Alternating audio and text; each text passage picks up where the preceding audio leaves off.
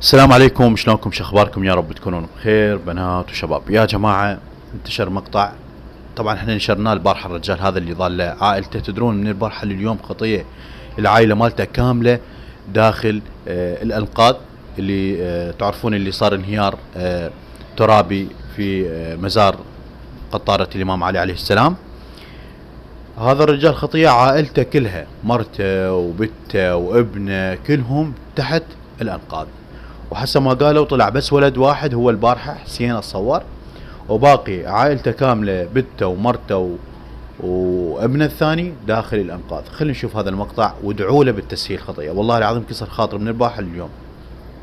ابنك هسه الحمد لله. الحمد لله. شو تقول للناس الدعوه؟ يا الله يا الله. شو بدك بعد؟ بدك جوا؟ يا الله ان شاء الله. عائلتي بعد بقى جوا. كم نفر؟ زوجتي ولد الفقار، بنتي ايات، امهم،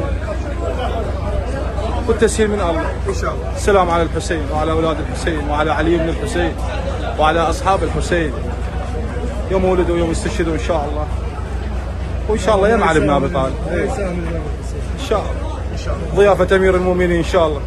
ايوه ان شاء الله. شفتوا يا جماعة؟